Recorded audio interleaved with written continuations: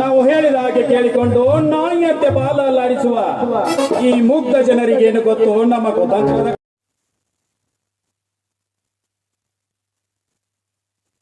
ಹೂವಿನ ಹಾಸಿಗೆ ಕಾಲು ತೊಳೆದು ಕೈ ಮುಗಿಯುವರು ಈ ಊರಿನ ಮೂರ್ಖ ಜನ.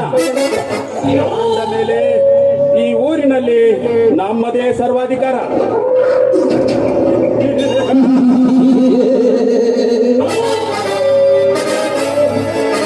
ಅಧಿಕಾರದ ಅಟ್ಟಹಾಸದಿಂದ ಮೆರೆಯುತ್ತಿರುವ ಗುಟ್ಟನು ರಟ್ಟು ಮಾಡಲು ಒಬ್ಬ ಮಹಾಪುರುಷ ಜನ್ಮ ತಾಳಿದ್ದಾನೆ ಈ ಊರಿನಲ್ಲಿ.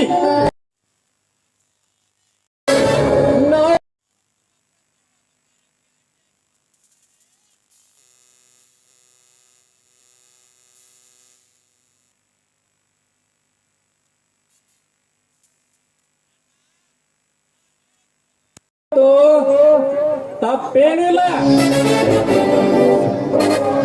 ಮೊನ್ನೆ ನಾನು ನನ್ನ ಕಾಮದ ಬೈಕನ್ನು ತೀರಿಸಿಕೊಳ್ಳುವ ಸಂದರ್ಭದಲ್ಲಿ ಹಿಪ್ಪತನದಿಂದ ಹೋರಾಟ ಮಾಡಿ ಆ ಹೆಣ್ಣಿನ ಮುಂದೆ ನನ್ನನ್ನು ಅವಮಾನಗೊಳಿಸಿದ ಆಪ ಬಿಕಾರಿ ನನ್ನ ಮಗ ಲೇಖದಂಬ. ನಿನ್ನ ಮಾತಿಗೆ ಅದರ ಉತ್ತರ ಕೊಟ್ಟಿರುವ ಕೆಟ್ಟ ಸೂಳೆ ಮಗನನ್ನು ಮೆಟ್ಟುವ ಮೆಟ್ಟಿನಿಂದ ಹೊಡೆದು ಕೈ ಕಾಲುಗಳನ್ನು ಕಟ್ಟಿಕೊಂಡು ಹೊತ್ತು ತರಬೇಕಾಗಿತ್ತು ಈ ಕೆಂಪೇಗೌಡನ ಪಾದ ಸೇವೆ. ಅದನ್ನು ಬಿಟ್ಟು ಕೈಲಾಗದ ಹೇಡಿಯಂತೆ ಹೊಡೆಸಿಕೊಂಡು ಬಂದಿರಿ. ನಾಚಿಕೆ ಆಗುತ್ತಿಲ್ವೇ ಈ ನಿನ್ನ ಹೇಸಿ ಜನ್ಮಕ್ಕೆ? ನನ್ನ ಮಾತಿಗೆ ಎದರುತ್ತರ ಕೊಟ್ಟ ಮುಂಡೆ ಮಗನ ಮುಂಡದಿಂದ ರುಂಡವನ್ನು ಬೇರ್ಪಡಿಸಿ ಬರುತ್ತಿದ್ದೆ. ಆದರೆ ನಿನ್ನ ಅಪ್ಪಣೆ ಇಲ್ಲದೆ ಯಾವ ಕೆಲಸಕ್ಕೂ ಕೈ ಹಾಕಿದವನಲ್ಲ ಈ ನಿನ್ನ ತಮ್ಮ. ಅದಕ್ಕಾಗಿ ಅವನನ್ನು ಸುಮ್ಮನೆ ಬಿಟ್ಟು ಬಂದಿದ್ದೇನೆ. ಶಬಾಷ್ ಕದಂಬ ಶಬಾಷ್. ಏತರ ಇರಬೇಕು ನಿನ್ನತ್ತ ಒಡ ಹುಟ್ಟಿದ ತಮ್ಮಂದರು. ಅಂದ ಹಾಗೆ ನಿನ್ನ ಕಾರ್ಯಕ್ಕೆ ಕಳಂಕ ತಂದಿರುವ ನಮ್ಮ ಕಡು ವೈರಿ ಯಾರು ಅಂತ ಬೇಗ ಹೇಳು. ಈಗಲೇ ಹೋಗಿ ಅವನನ್ನು ತುಂಡು ತುಂಡಾಗಿ ಕತ್ತರಿಸಿ ಬಿಸಿ ರಕ್ತ ಕುಡಿದು ಹಸಿ ಮಾಂಸವನ್ನು ತಿಂದು ಬಿಡೋಣ. ನಮ್ಮ ಕಡೆಯಿಂದಲೇ ಸಾಲ ತೆಗೆದುಕೊಂಡು ಹೋಗಿ ನಮ್ಮ ಆಧಾರದಲ್ಲಿ ಬದುಕುತ್ತಿರುವ ಬಡ ನಾರಾಯಣನ ಮಗ ಬಹದ್ದೂರ್ ತಿನ್ನಲಿಕ್ಕೆ ತುತ್ತು ಕೂಳಿಲ್ಲದಿದ್ದರೂ ನಮ್ಮಂತವರ ಮೇಲೆ ಅಧಿಕಾರ ಸಾಧಿಸುವಷ್ಟು ಧೈರ್ಯ ಬರ್ತೇನೋ ಬೇಕಾರಿ ಬೇಟ.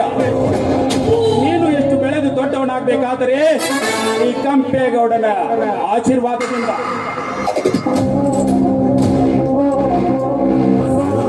ಅಣ್ಣ, ನಾರಾಯಣನ ಸ್ವಂತ ಮಕ್ಕಳು ನಮ್ಮನ್ನು ಕಂಡರೆ ತಲೆ ಬಾಗಿ ನಡೆಯುತ್ತಿರುವಾಗ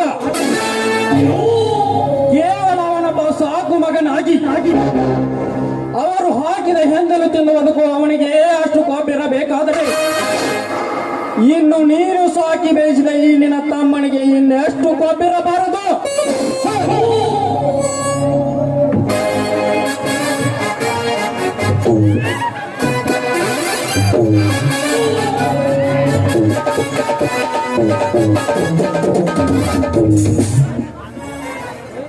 ನಮಸ್ಕಾರ ರೀ ಎಲ್ಲರಿಗೂ.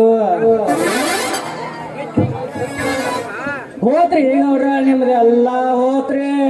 ಲೇ ಗ್ಯಾರಂಟಿ ಏನಾಯ್ತೆಂದು ಹೀಗೆ ಬಗಳುತ್ತಾ ಬರ್ತಿರ್ವೆ. ಆಗುದನ್ನೇ ನೋಡತ್ರಿ ಅಪ್ಪ. ಸಾಲದ ಬಡ್ಡಿ ವಸೂಲಿ ಮಾಡಕಂತ ನಾರಾಯಣ ಮನೆಗೆ ಹೋದ್ರ ನಾರಾಯಣ ಮಗ ಸಾಕು ಮಗ ಬೋದವ್ರು ನಿಮ್ಗ ಬಾಯಿ ಬಂದಾಗ ಬೈದ್ ಬಿಟ್ರಿ ಅಪ್ಪ. ಲೇ ಗ್ಯಾರಂಟಿ ಈ ಕೆಂಪೇಗೌಡನ ಕಂಡ್ರೆ ಇಡೀ ರಾಜ್ಯವೇ ಭಯ ಪಡುತ್ತಿರುವಾಗ ಕೇವಲ ಒಂದು ಬೀದಿ ಬಿಕಾರಿ ನನ್ನನ್ನು ನೋಡಿ ಹೀಯಾಳಿಸುತ್ತಿದೆ.